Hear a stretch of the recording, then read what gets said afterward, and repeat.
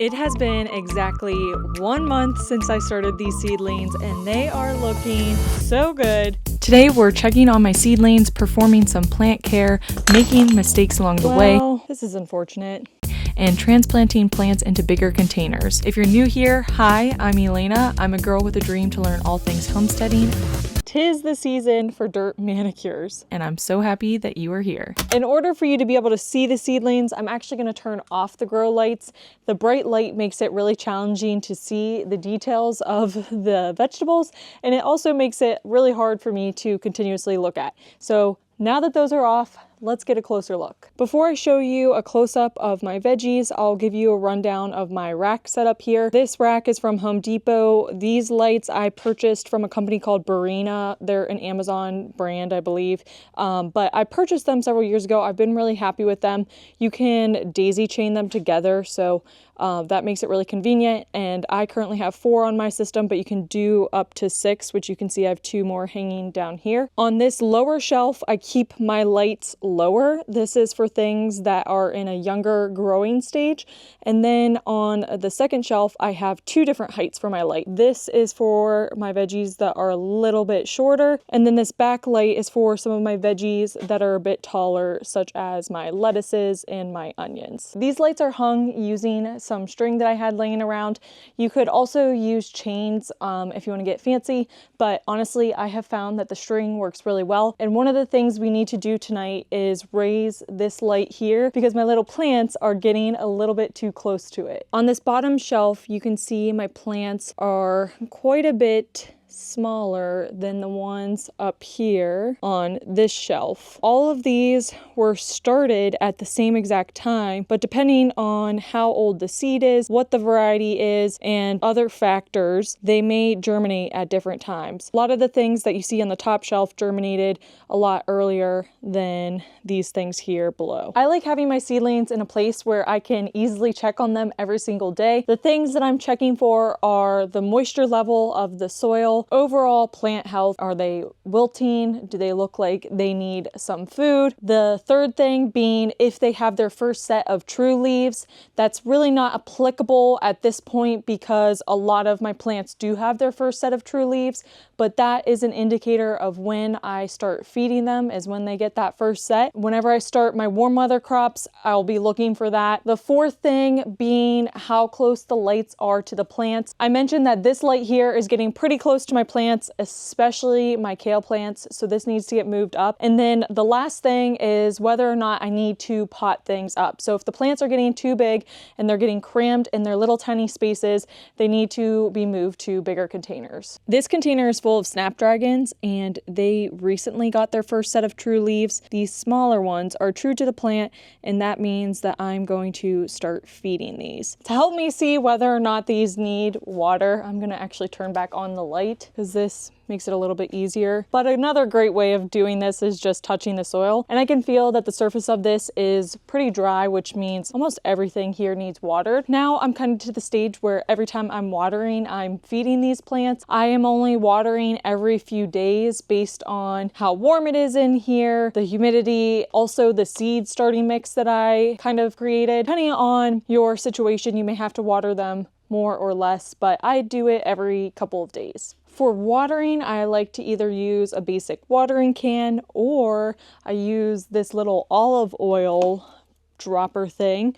This is a tip that one of my friends gave me very early on in gardening. She does this for her seedlings, but when the seedlings are really, really young, you don't want to really disturb the seedlings themselves. So by using something like this olive oil dispenser, it makes it a lot easier to water the seedlings without disturbing the plant. You can also bottom water the plants, which I do that sometimes, but not all the time. The idea with bottom watering is that you put water in your 10-20 tray or 10-10 tray, depending on what kind of tray you have them in, and then the plants kind of absorb the water from the bottom.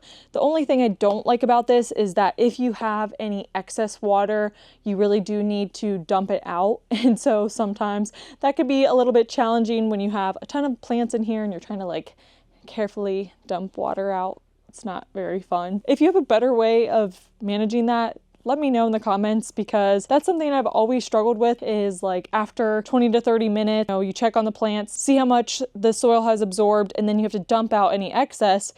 But I've just never found a good way to dump out the excess. So if you have any tips on that, I would love to hear them. For my smaller plants on this bottom shelf, I'm going to use the olive oil dispenser, and then the top shelf, I will use this watering can. For feeding the plants, I like to use this organic Neptune's Harvest. It's a 2-3-1 ratio fertilizer.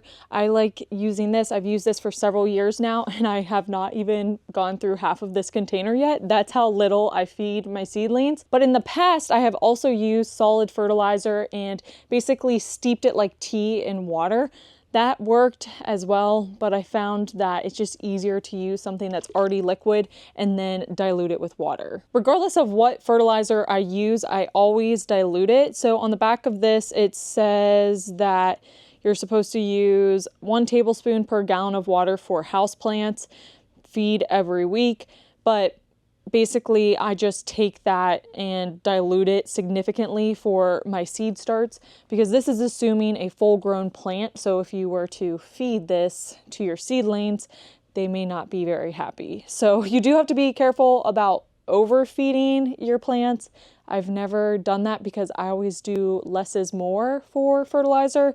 I'm always super cautious about that because I just don't want to lose my seedlings. I definitely recommend diluting things, and I'll link this one below in the case that you want to try it out, but it's worked out great for me, so I would recommend it. We have very few table surfaces in the garage apartment right now, and so I'm going to use the table saw to just steady this while I pour some fertilizer in and then fill it up with water.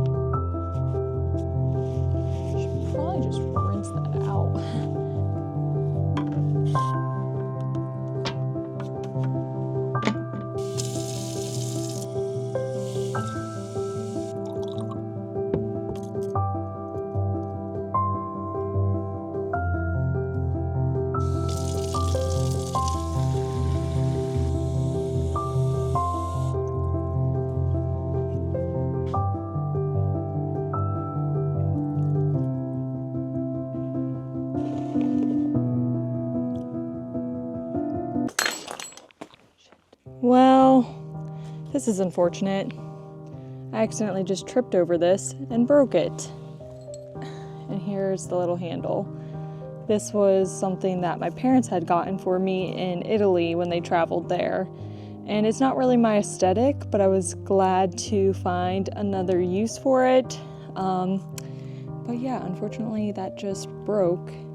So I'm gonna have to glue that back together. Note to self, do not place nice ceramic things on the ground where you are about to walk. Luckily, it didn't make too much of a mess, but I'm still gonna wipe all that up.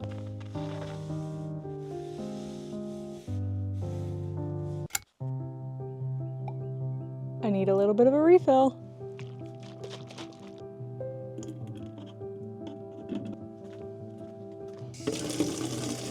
Time to water the smaller plants with now my very sad olive oil dispenser.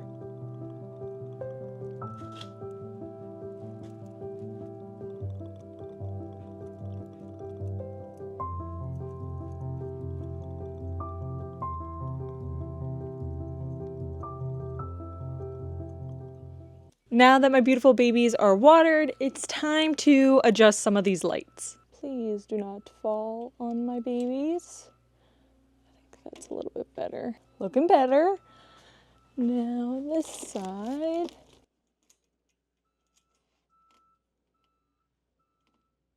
That is a lot better. The lights are no longer touching any of the plants. The one thing that you risk if the lights are touching the plants is they can actually burn the lights. They can actually burn the plants. So you always want to make sure that they are slightly above where the plants are at. Turning off the lights once again.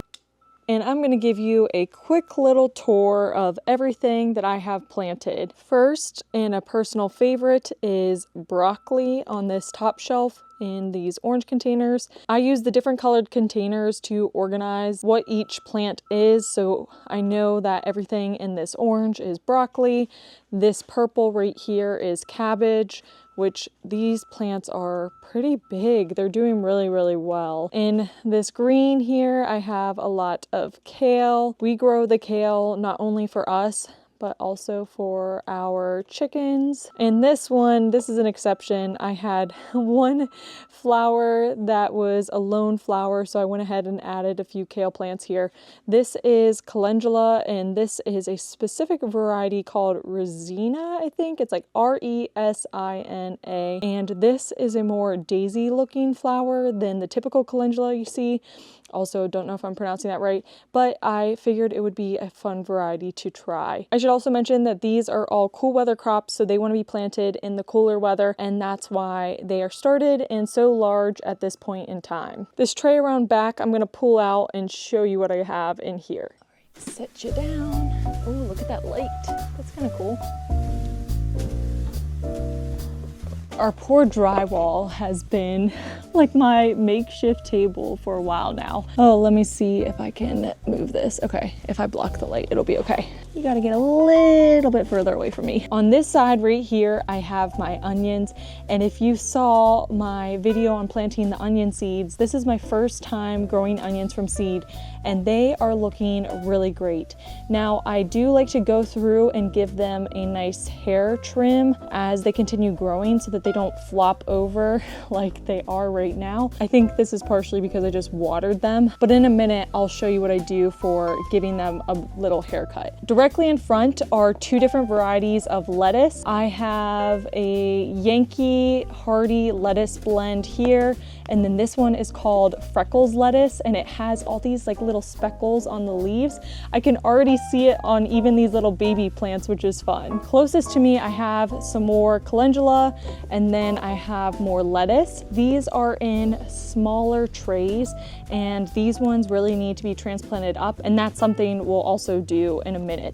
This is arugula, also really needs to be potted up. If you can see those roots, yikes, needs to get into a bigger container. And then this is the Yankee Hardy blend. You can see that I have a green container here, green container here. These are different sizes, but I know that it's the same variety because of where it's located and the container that it's in. That's just something that helps my brain stay organized, and I don't have to think as hard. I moved back over here to the makeshift table, aka the table saw, and I'm gonna trim these off. There is no exact science to this. I just kind of come through and trim them so they're not all bendy. I just kind of give them a bulk haircut. So that's that. And you can apparently eat these little cutoffs. I just throw them outside because we don't really have anything to eat them with right now, but I'm sure it is yummy.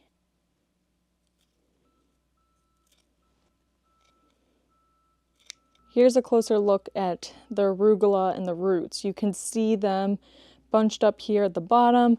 The plants look really healthy, but they definitely need some more room. And since it's still too cold for me to plant these directly outdoors, I can put them in bigger containers indoors and continue to care for them until they're ready to go outside. In comparison, this is some of the freckle lettuce in the smaller 6-cell containers. The roots are not nearly as evident on the bottom, but there's a lot of floppy leaves on the side, and they just don't look very happy. So I'm gonna try to pot them up and see if that helps. Lettuce is one of the first things I like to get outside because it's something that I can harvest pretty soon after planting it outdoors. And that means nice fresh greens for us sooner rather than later. I like to do this by making greenhouses out of milk jugs. I have a bunch of them in my car right now, and that's what I'm gonna transplant some of these into.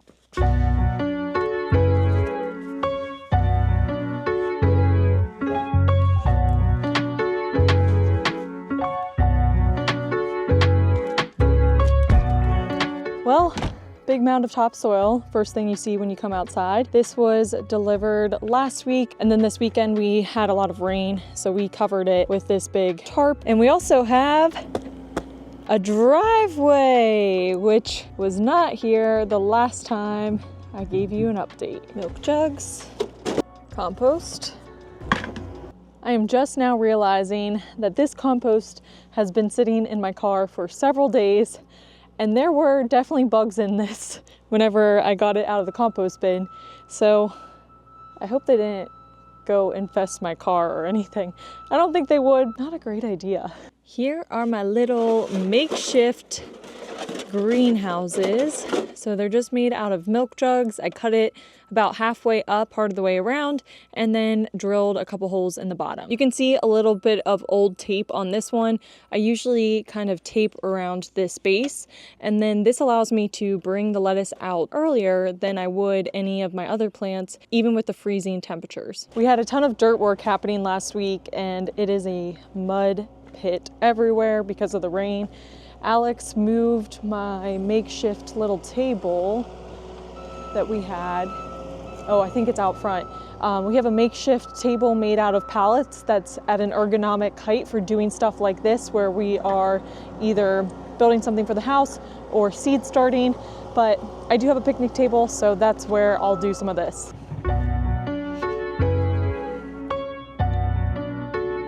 Look at how pretty the sun looks through the trees. And look at that pretty little boy. He's so stinking cute. I unfortunately do not have any potting soil here. I was just at the feed mill earlier this week, and I wish I would have picked some up. But because I don't have any, I am going to mix some compost with this coconut coir, and then I do have some pit moss and leaf mold left. I'm gonna mix all 4 of those things together, and that's gonna be the mix that I transplant my lettuce into my mini little greenhouses. So ideally, I would like to use potting soil, but I don't have any, so this is gonna have to work. There's nothing wrong with the mix that I'm gonna be putting together. The only thing is that it's probably more ideal for seed starting than it is actually potting something up. The exception is the compost. Compost is definitely great for potting something up into a bigger container. Alex is actually out here doing dirt work right now. So if you hear a backup beeper, that is why. He's in the skid steer and it has a beeper. Cocoa coir or coconut coir, I'm not sure which it technically is called, but it's really cool because it's a byproduct of processing coconut. So it's a little bit more sustainable than peat moss is, and it comes in these bricks. And then what I'll do is add water to it, and it's going to expand. Now I gotta go get some water.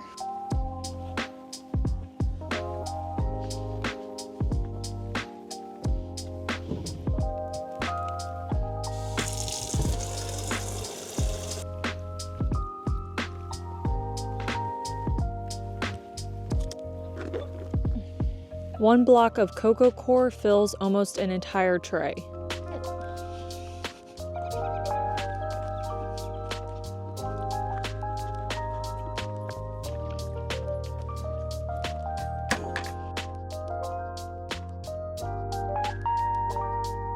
I'll be mixing a little bit of this, a little bit of that, a little bit of this, and a little bit of that. There's a lot of mixing happening here. I don't know if I have enough of these little greenhouses to do all of my plants, but I'll have enough to get most of them in there. What's interesting to me, which I've never looked this up, arugula really looks like a brassica, so I'm not sure if it's in the brassica family, but it really does resemble brassicas. So I'll have to look that up after this. If you know off the top of your head, leave a comment, let me know. It's something that I never even realized until I saw these seedlings. All right, so what I have going on here, I have my cocoa coir. I also have some spent coffee grounds that I'm gonna mix in this. I have some pre-mixed leaf mold and pit moss, so I'm gonna use some of that. And then I also have compost. We're just gonna mix everything together, no specific ratio, and hope for the best. I literally cannot cross my fingers. I don't know if you noticed this, but my pointer finger is extremely swollen.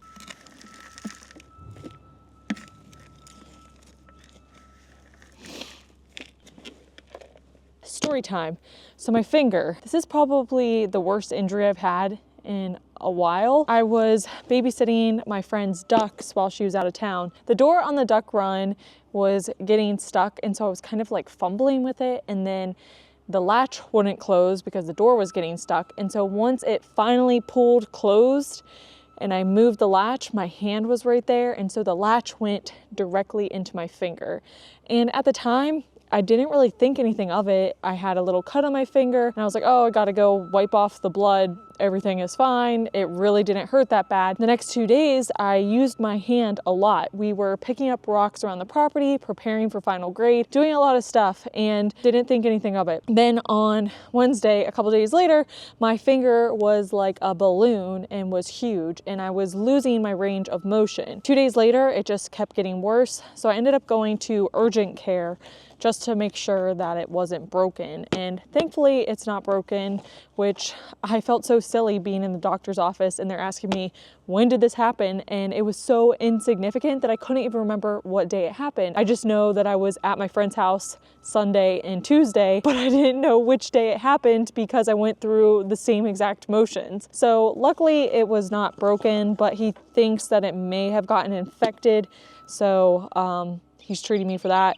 But yeah, my finger is really swollen and I didn't really realize how much I use my pointer finger until now when it's double the size and I can barely move it. I got a nice pretty mix going here. It smells like coffee with the coffee grounds.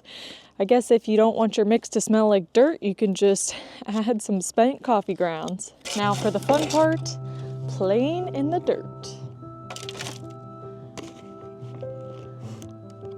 I do see some bugs in here, so they didn't all escape into my car. If they escaped, I really don't think they escaped. This looks pretty yummy for a plant. Not for me. So I'm gonna do 2 little cells worth of plants in each of these, since I don't have that many.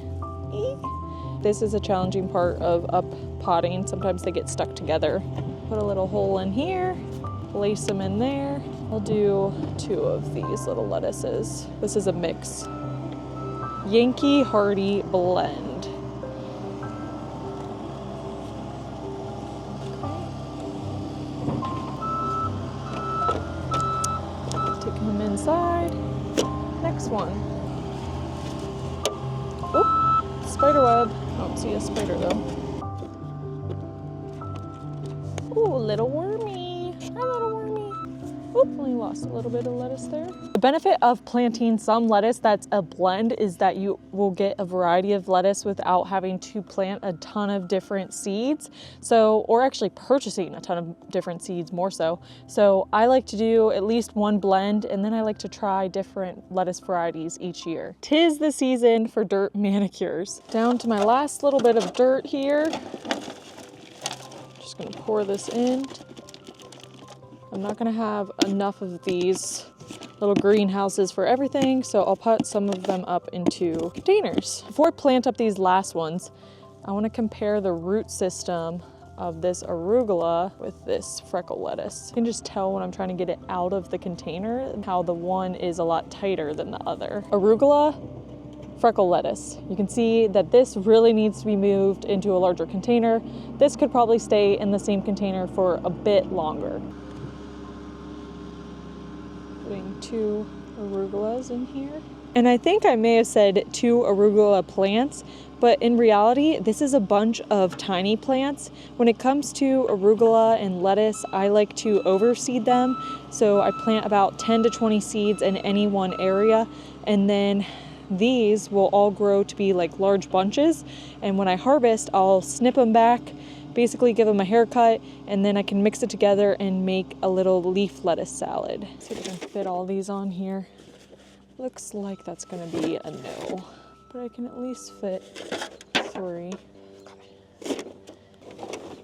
I still have a few things to pot up, so I got some 3-inch containers.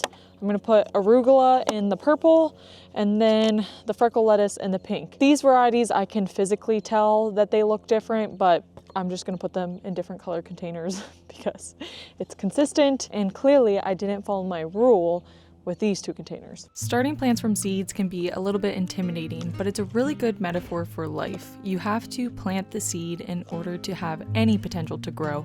So if there's something new in your life that you've been wanting to start, sow the seed, because I'm always so amazed at how much these plants grow from that little tiny seedling that I sowed. And it's similar to you. Just get started and see where life takes you. Thanks so much for joining me, and I'll see you on the next one.